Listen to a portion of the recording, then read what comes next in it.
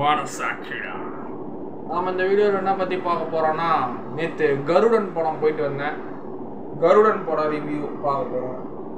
ஒன்றும் இல்லை, சூர்யா அண்ணன் வந்து தரமான வேற லெவல் ஆக்டிங். அண்ணங்கிட்டேருந்து சான்ஸே இல்லை, சொல்ல முடியாது.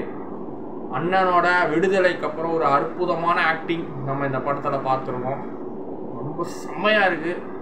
சசிகுமாரன் ஆக்டிங்கும் மிக பிரம்மாண்டமாக இருந்தது. குணச்சித்திர கேரக்டராக இருந்தாலும் அவரு தான் ரியல் ஹீரோ மாதிரி செம்மையாக நடிச்சிருந்தாரு. உன்னி முகுந்தன் வந்து சரியான வெள்ளம் படத்தில் நல்லா மாதிரி நடித்து கடைசியில் துரோகம் பண்ணுவார். பயங்கரமான வில்லன் ஆகிடுவார் படத்தில். அப்புறம் நம்ம மைம் கோபி, அவரும் வில்லன் படத்தில். அதுக்கப்புறம் ஒரு மினிஸ்டர் இருப்பார், நிறைய படத்தில் நடிச்சிருப்பார். கருப்பாக மீசை வச்சுட்டு நல்லா, அவரும் வில்லன். அவரும் தூக்கி உள்ள வச்சுருவாங்க கிளைமேக்ஸில், நல்லாயிருக்கும்.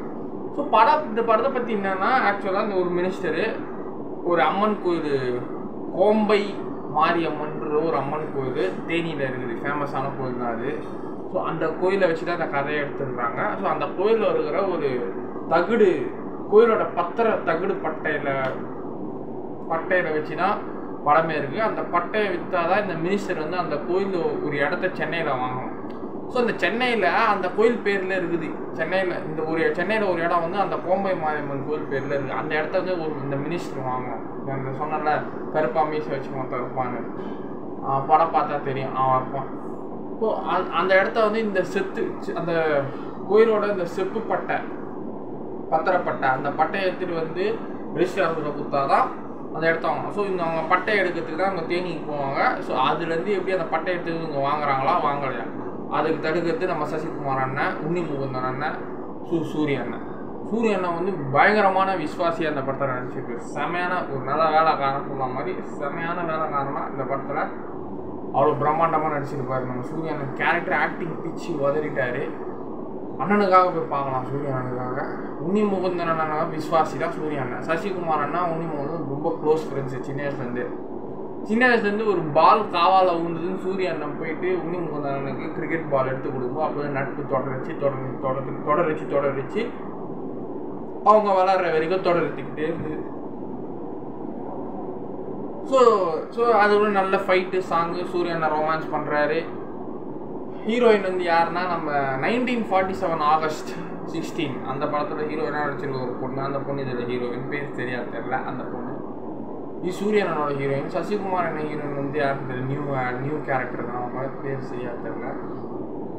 உன்னி முகுந்தன் ஹீரோயின் யார் தெரியுமா, நம்ம பாரதி கண்ணம்மா.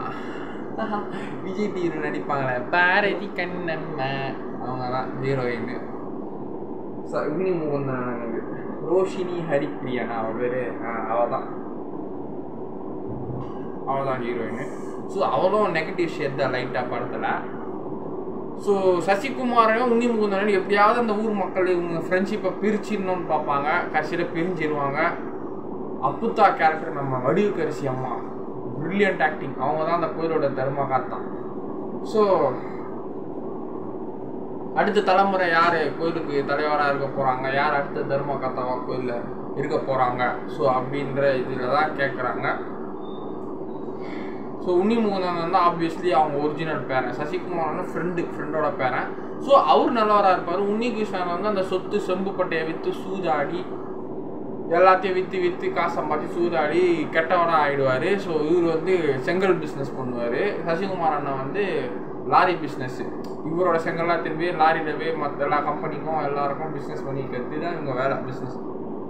இது ஒரு நாள் சசிகுமார் அண்ணனுக்கு தெரியவ, இந்த மாதிரி சூதாட்டம் பண்ணி விற்கிறியாடா, அவங்க அப்புதாவே இவர் தான் கொண்டுடுவார் கல்லில் விஷம் வச்சு.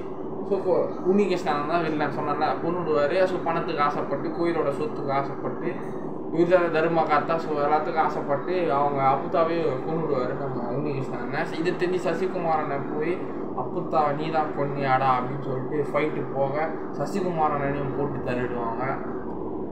சசிகுமார் அண்ணனையும் கொண்டுடுவாங்க. ஸோ நீ தான் வில்லனாடா.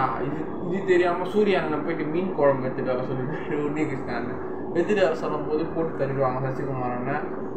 ஸோ சசிகுமார் அண்ணன் ஒரு பையன், அந்த பையனையும் போட்டு தள்ள பார்ப்பாங்க. மைம் கோபியும் உன்னி முகுந்தன் அண்ணனும் போட்டு தள்ளும்போது சூரிய அண்ணன் சின்ன பையனை வாழ்க்கையை கெடுக்காதீங்கன்னா, உன்னால தாண்டா எல்லா பிரச்சனையும் வந்துன்னு சொல்லிட்டு மைம் கோபியை போட்டு தள்ளுவார்.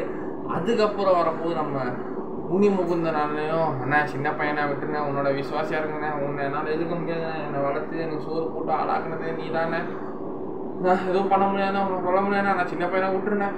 அந்த மாதிரி ஒரு ரன்னிங் ஆக்டிங் கொடுப்பாருங்க சூர்யா அண்ணா. அது ப்ரில்லியண்ட்டாக இருந்ததுங்க. தேட்டரில் பார்க்க கைத்தட்டல்கள் அதிகமாக வந்த சீன் அந்த ரன்னிங் ஆக்டிங். உண்மையாக அவ்வளோ பதட்டமாக சொல்லுவார். ஸோ அதுதான் அந்த ஆக்டிங் அவன் அண்ணனுக்கு இருந்தது.